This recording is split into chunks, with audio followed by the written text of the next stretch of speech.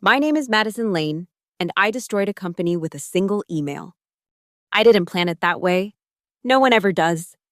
But when you spend 3 years building something beautiful only to hear your CEO whisper, fire, her into an open microphone, well, choices get made. I'm a senior cloud infrastructure engineer, or I was, at Stratus Park Systems in Portland. We weren't the biggest name in cloud infrastructure, but we were growing fast. Our platform helped companies manage their cloud resources efficiently, scaling automatically, optimizing costs, preventing data leaks, all the things modern businesses need but don't understand. That last part is important. They don't understand, including our new CEO, Callum Drake. The morning it happened was like any other. Portland rain tapping against my apartment windows as I logged into our weekly all-hands meeting. From my kitchen table, camera off, microphone muted, coffee in hand. Standard protocol for engineers who would rather code than talk. I had just pulled an all-nighter fixing an encryption vulnerability that could have leaked hundreds of thousands of metadata records. My eyes were heavy, my brain foggy, but I'd done my job. The company was safe, for now. Callum's face filled the main Zoom window, his perfect teeth gleaming as he talked about vertical synergy evolution and other meaningless phrases executives use when they don't understand the technology that pays their salary. Our Q3 roadmap needs to prioritize customer-facing innovations while maintaining back-end stability. He was saying, gesturing with manicured hands, we need to evolve vertically while expanding horizontally. I took another sip of coffee, suppressing an eye roll. Callum had been brought in 6 months ago to prepare us for Series C funding. In that time, he'd hired 3 new VPs, rebranded our dashboard with unnecessary animations, and consistently misunderstood the fundamental architecture of our platform. What he hadn't done was listen to the engineering team. And then it happened. Callum leaned slightly to his right, toward his COO, Melissa, who was sitting off camera. He thought he was muted. He wasn't. Fire her after this call, he whispered, just loud enough for his microphone to catch. The meeting continued as if nothing had happened, but my Slack notifications exploded. The entire engineering team had heard it. Someone sent a screenshot showing Callum's unmuted status. I didn't react. I didn't cry. I didn't unmute to confront him. I simply opened my personal email and typed, to Ava Singh, Desmond Washington, Leo Nakamura. Subject: you've made your decision, so have we. I didn't need to write anything else. They understood. When the meeting ended, I closed my laptop and walked to my balcony. The rain had stopped, and weak sunshine was trying to break through the clouds. I took a deep breath of the damp air and made a phone call. Lucia, it's Madison. I think we should move up that timeline we discussed. I had seen it coming for months. The way Callum would cut me off in meetings. The way he'd assigned a junior engineer to review my architecture decisions. The way he'd brought in consultants who knew less than our interns about cloud infrastructure. So I had prepared. Not illegally, not maliciously. I simply ensured that my intellectual property remained mine, according to the very contract Stratus Park had me sign when I joined. Clause 9. 4 was clear. Any logic, scripts, or development structures created outside of working hours remained personal property unless explicitly transferred in writing. I had offered to sell the rights to these systems. Callum had dismissed it as paperwork we can deal with later. He didn't understand that these systems were the backbone of our entire platform. The automated deployment scripts, the security protocols, the integration keys, all running on my code. Now, as I sat on my balcony with a fresh cup of coffee, I watched my phone light up with notifications. The first Slack message came within 30 minutes. Who still has push access to staging? Then, GitOps is returning 403 errors. Then, can anyone reach Madison? I didn't respond. I had already removed my access keys from the system, but I'd left 2 backdoor technical gates that only I knew about, not to sabotage anything, but to monitor, to watch what happened when I wasn't there to keep things running. The code I'd written was still running, but no one knew how to modify it. An hour later, Sandra from legal sent me a private message. Clause 9. 4 in your contract is still valid. I replied only, keep your eyes on it. She understood. Sandra had been the one who explained the clause to me when I signed it. She knew what was coming. By afternoon, customers were experiencing issues. The main API was returning errors. Dashboards were inaccessible. A major banking client couldn't retrieve their Q4 data. The integration keys wouldn't auto-renew, something I personally handled each month. At 4:30 p.m., my phone rang. Callum, I let it go to voicemail. Madison, there seems to be some confusion. We need you to come in immediately to sort out these technical issues. Call me back. I didn't. Instead, I watched the sunset from my balcony, pastry in hand. As my phone continued to buzz with increasingly desperate messages, Ava texted, timers started. She was right. I didn't need to do anything more. I simply stopped maintaining the system, and it began to fall apart on its own. By the next morning, the situation had escalated. Callum had called an emergency meeting, shouting about why DevOps wasn't responding, but DevOps was Ava, and Ava was gone. The new CTO didn't know how to access the systems, requesting vendor support only to be denied due to insufficient compliance permissions. A technology journalist from Valley Weekly received an anonymous tip with screenshots of contract, clauses, and system logs. By noon, an article was published. Engineer Exodus exposes backbone failure at Stratus Park. The article detailed how the core technical assets were personally owned by a senior engineer who had left the company, taking 3 key team members with her. It mentioned Clause 9.4 specifically. Stratus Park's stock dropped 12% before trading was halted. At 2:14 p.m., I received an email from the acting CTO, inviting me back as a consultant to stabilize systems at a competitive rate. I forwarded it to Lucia at Skybridge Networks with a single line, perhaps a good time to advance. The timeline. The next day, I received legal documents from Stratus Park, attempting to claim ownership of my intellectual property. Their lawyers argued that the systems were created for the benefit of the company, regardless of when they were developed. I sent back only the original contract with Clause 9, 4 highlighted, and a time-stamped repository history showing when each component was created, all outside of working hours, all documented in my personal repositories. By the end of the week, Stratus Park's board called an emergency meeting. Customers were leaving. Systems were failing. The engineering team was decimated. And I was preparing for a private event with 3 signed customers who had jumped ship. The room was small but elegant, in a downtown Portland hotel.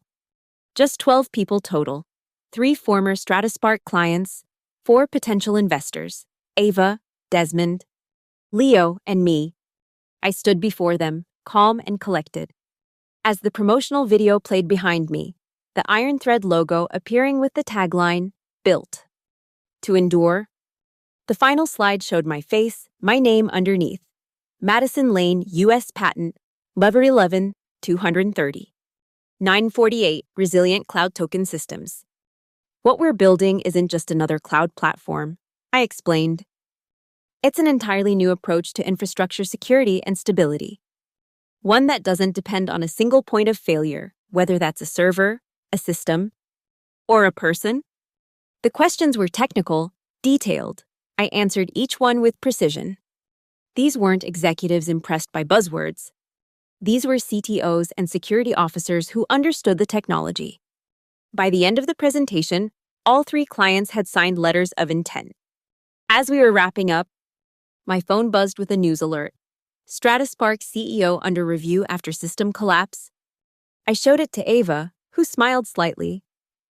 Vertical synergy evolution, she muttered. Later that evening, we gathered in our new co-working space, just the 4 of us, plus a healthcare startup engineer named Priya and a talented recent graduate, Jameson.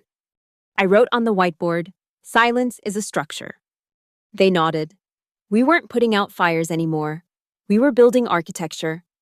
The lawsuit came 3 weeks later. Stratus Park's legal team claimed I had maliciously sabotaged their systems and stolen Intellectual property. They demanded immediate return of all code and systems, plus damages. I didn't fight it in the media. I didn't need to. Instead, I submitted documentation showing every step I had taken. 1.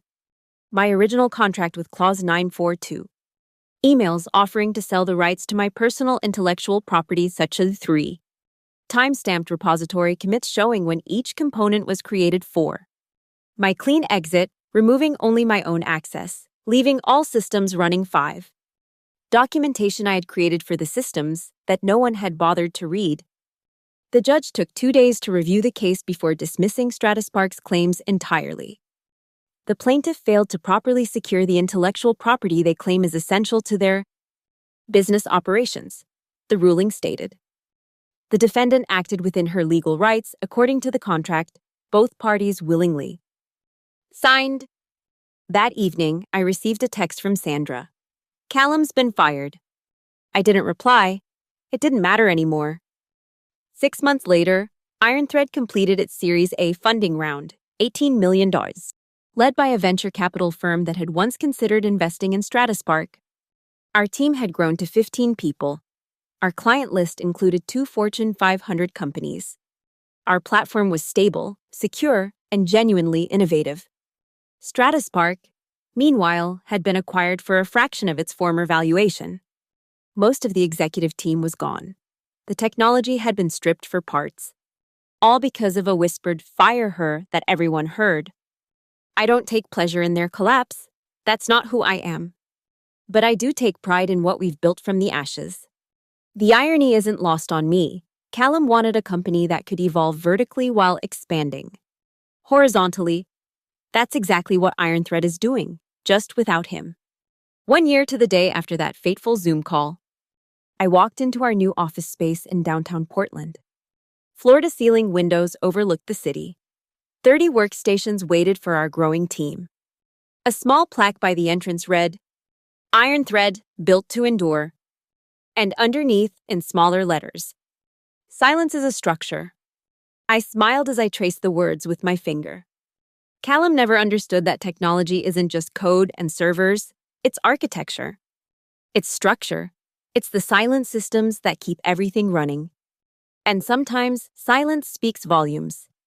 The invitation arrived on a Tuesday.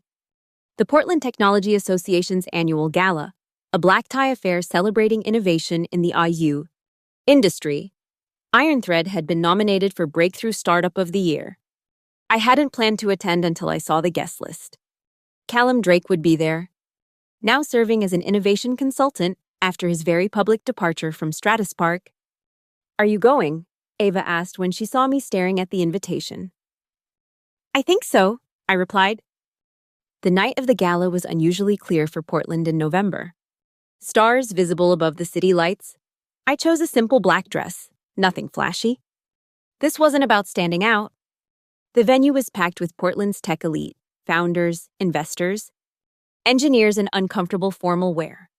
I spotted Callum across the room, holding court with a small group of admirers. He looked thinner, his suit slightly too large for his frame. I mingled, spoke with potential clients, caught up with former colleagues, all the while aware of Callum's presence, though I never looked directly at him. The awards ceremony began. Category after category. Polite applause. Brief speeches. When they announced Breakthrough Startup of the Year, I held my breath. IronThread. The applause was genuine, enthusiastic. I walked to the stage, accepted the glass trophy, and faced the audience. "Thank you," I said simply. Innovation isn't always about creating something new. Sometimes it's about building something that endures. I paused, scanning the crowd until I found Callum's face. Sometimes the most important structures are the ones you don't see, the ones that work in silence. Our eyes met for just a moment. Recognition, understanding. Then I looked away, finished my brief thanks, and returned to my table. Later, as I was preparing to leave, Callum approached me. He seemed smaller somehow, less certain of himself. "Congratulations," he said, extending his hand. I shook it briefly. "Thank you. I made a mistake with you." I looked at him calmly. You made several. He nodded, accepting this. Your company is doing remarkable things. The token system patent alone, well, it's revolutionary. It is. An uncomfortable silence stretched between us. He seemed to be waiting for something, forgiveness, perhaps, or an invitation to join my success. I should go, I said finally. My team is waiting. He nodded again.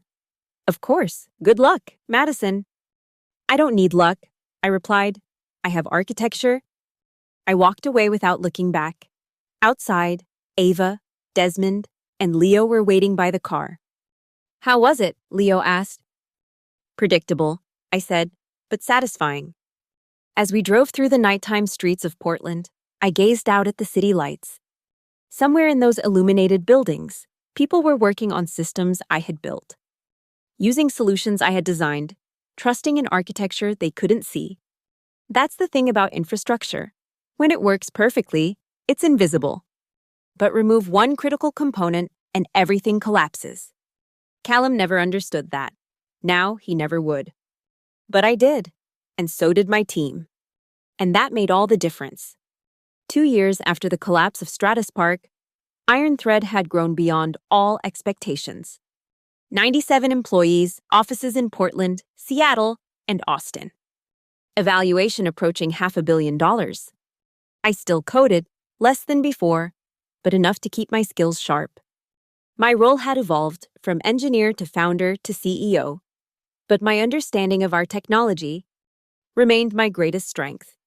Unlike Callum, I knew exactly what our platform did, how it worked, why it mattered. On the anniversary of that fateful Zoom call, I gathered our original team for dinner. Ava, Desmond, Leo, Priya, and Jameson. The 6 of us who had started with nothing but an idea and a whiteboard. To silence, I toasted, raising my glass. To structure, they responded in unison. After dinner, as we walked through the rain-slicked streets of Portland, Ava fell into step beside me. Do you ever think about Stratus Park? She asked. About what might have happened if Callum hadn't left his mic on. I considered this. I'd probably still be there, fighting for resources, explaining basic architecture concepts to executives who didn't care. And we wouldn't have Iron Thread. No, we wouldn't. We walked in comfortable silence for a moment. You know, Ava said finally, I never told you this, but I almost warned him. I stopped walking. What do you mean? Callum, when I saw his mic was on, I almost sent him a private message to let him know. Why didn't you? She shrugged. Something told me not to. Some instinct. I nodded slowly. Instincts matter in engineering. They're built on patterns we recognize before we can articulate them. Like knowing when a system is about to fail? Exactly like that. We continued walking, the gentle Portland rain beginning to fall around us. For what it's worth, Ava said, I'm glad I didn't warn him. I smiled. So am I. Back in my apartment that night, I opened my laptop and pulled up the original code repositories from Stratus Park.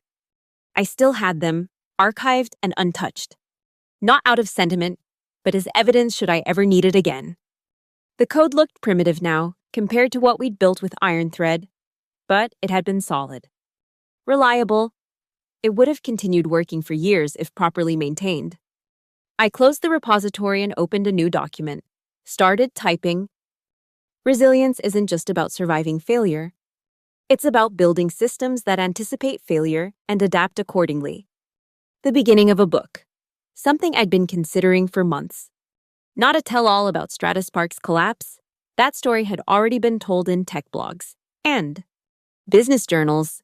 No, this would be about architecture, about structure, about building things that endure. Because in the end, that's what mattered. Not the drama of a CEO's hot mic moment or the satisfaction of proving my worth. What mattered was creating something that would last. Something built to endure. The email arrived 3 years to the day after Stratus Park's collapse. From Melissa, Chenu Tech Fusion. Com. Subject, a long overdue conversation. Melissa Chen, Callum's former COOs. the person he had been whispering to when he said those fateful words. I hesitated before opening it. The past was the past. Iron Thread was thriving. We were weeks away from announcing our Series C funding round, $120 million. My team had grown to over 200 people across 4 offices. We were building something extraordinary. Did I want to revisit old wounds? Curiosity won out. Madison, I've drafted this email a dozen times over the years and never sent it. Today feels like the right time. I want to apologize. Not for what happened at Stratus Park. You handled that with more grace and professionalism than anyone could have expected.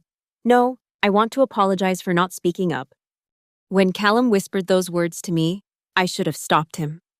I should have reminded him that talent like yours is irreplaceable. I should have fought for you. Instead, I stayed silent, and that silence became structure, as you so eloquently put it. I followed your success with Iron Thread. Your resilient token system has changed the industry. Your approach to infrastructure security has set new standards. You've built something remarkable. I'm writing not to ask for forgiveness or opportunity, but simply to acknowledge what I should have said years ago. You were always the backbone of Stratus Park. Callum never saw it. I did, but lacked the courage to say so. Congratulations on all you've achieved. Melissa. I read the email twice, then close my laptop without replying. Some silences don't need to be filled. The next morning, as I walked into our Portland headquarters, I passed the plaque by the entrance, Iron Thread, built to endure, and beneath it, silence is a structure. I paused, considering Melissa's email. Then I continued to my office, where my team was waiting to discuss our latest innovation in cloud security. That afternoon, I finally sent a reply. Melissa, thank you for your email. You're right. Silence becomes structure, for better or worse. The difference is in how we build around it. Madison, short, simple, true. Just like the best architecture. 5 years after that Zoom call, I stood on a stage in San Francisco, addressing the largest cloud computing conference in the world. Behind me, the Iron Thread logo glowed against a backdrop of circuit patterns. Infrastructure isn't just about technology. I told the audience of thousands, it's about trust. It's about building systems people can rely on even when they don't understand how they work. In the front row sat my original team, Ava, Desmond, Leo, Priya, and Jameson, alongside our newer executives and lead engineers. When I founded Iron Thread, I didn't set out to disrupt the industry. I set out to build something that would endure, something resilient, something that wouldn't collapse when a single component failed. I advanced to the next slide, a simple graphic showing interconnected nodes forming a mesh pattern. This is the future of cloud infrastructure, not hierarchical, not centralized, distributed, resilient, enduring. As I outlined our vision for the next generation of cloud technology, I couldn't help but reflect on the journey that had brought me here.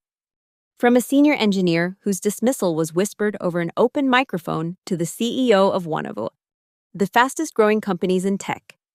Not because I was brilliant, not because I was ruthless, but because I understood something fundamental about technology that Callum never did. Systems are only as strong as their weakest component. People are the same way. After my keynote, as I mingled with industry leaders and potential partners, a familiar face approached me. Older now, hair graying at the temples, but unmistakable. Callum Drake. Impressive presentation, he said, extending his hand. You've built something remarkable. I shook his hand briefly. Thank you. I've been following your work. The distributed token authentication system is, well, it's revolutionary. I nodded, waiting. He seemed to have more to say. I made a mistake, he said finally. The biggest of my career. Which one? I asked, not unkindly. He smiled ruefully. Fair question. Underestimating you. Not understanding the technology. And yes, forgetting to mute my microphone. That last one worked out well for me. Clearly. He gestured around at the conference, the Iron Thread banners, the line of people waiting to speak with me. I've spent the past 5 years trying to understand what I missed, why I couldn't see what you were building. And? And I realized something important. I never understood the silence, the unseen structures. I was too focused on what I could see and hear. I studied him for a moment. There was humility in his eyes now, perhaps even wisdom. That's a valuable lesson, I said. Indeed. He hesitated. I don't expect forgiveness, Madison, or friendship. But I wanted you to know that you taught me something important. Something that's made me better at what I do. I nodded slowly. That's all any of us can hope for. To learn, to improve, to build better next time. Built to endure, he said, nodding toward an iron thread banner. That's the goal.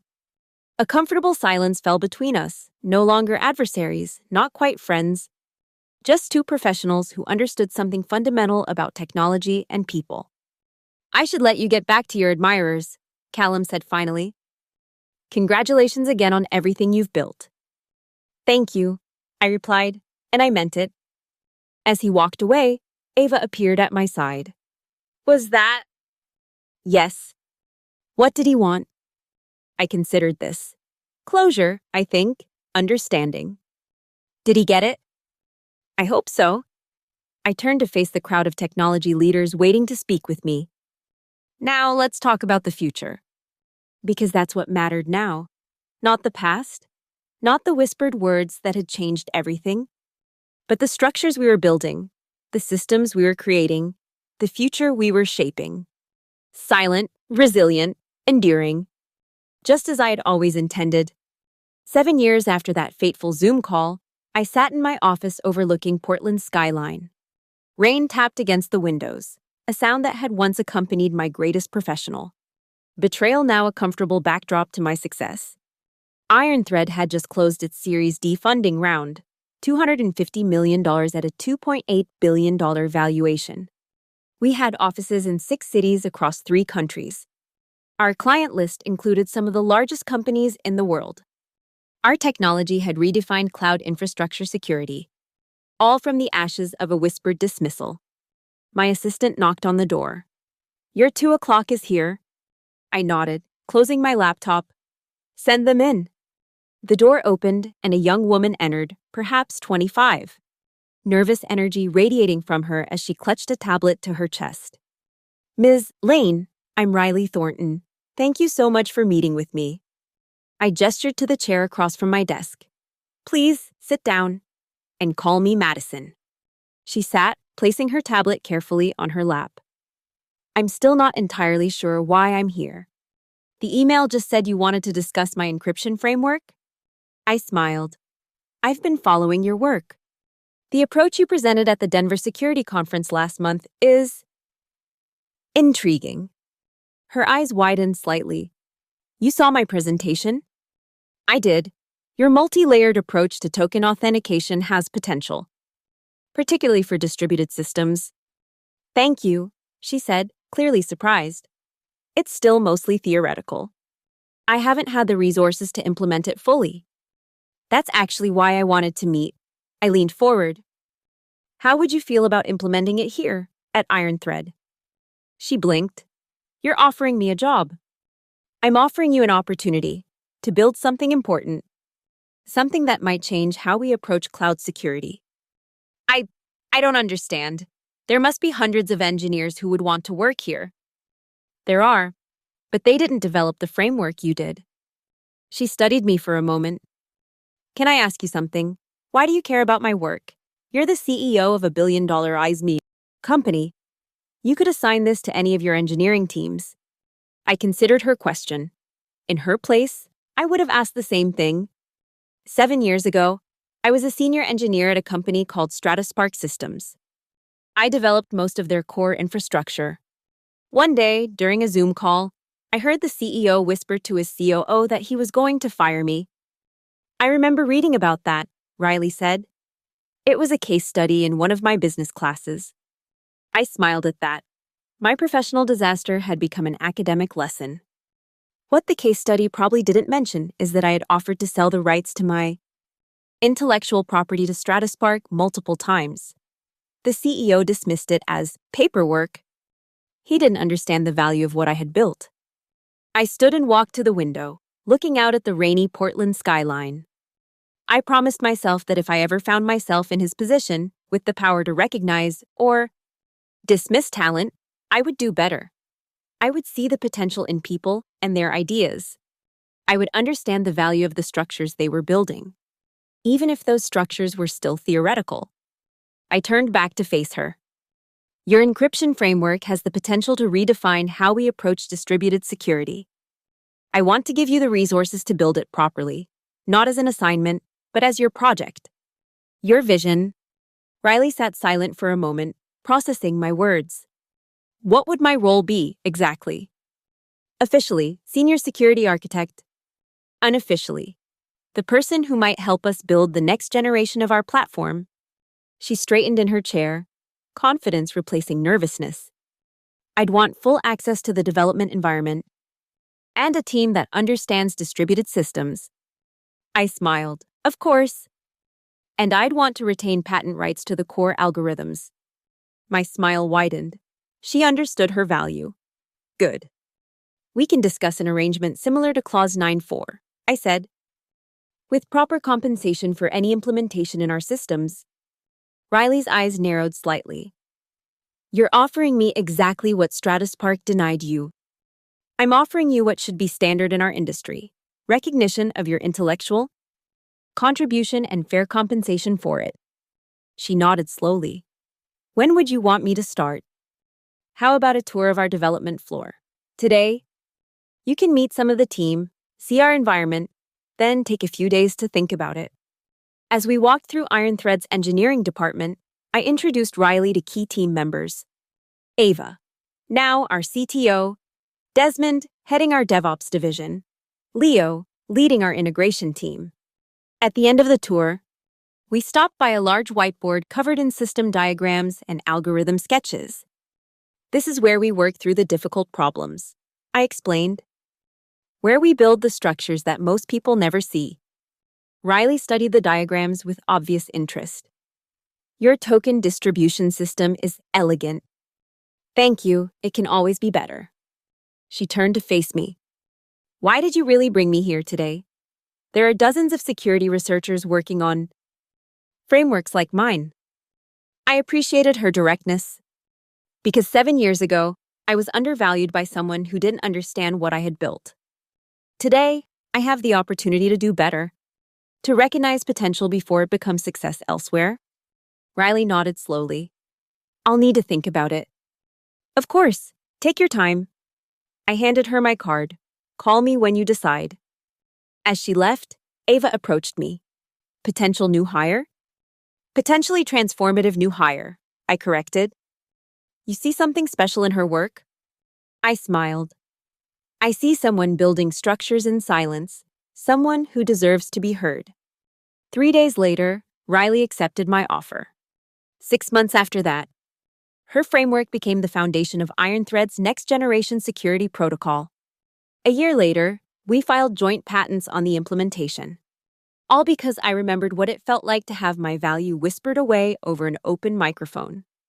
All because I chose to build something better from the silence. 10 years after the fall of Stratus Park, I stood in our Portland headquarters, watching as employees gathered for our anniversary celebration. From the original 6 to nearly 500 worldwide. From a co-working space to a campus with views of Mount Hood. From a whispered dismissal to an industry leader, the journey hadn't been easy. We'd faced technical challenges, market fluctuations, attempts by competitors to poach our talent.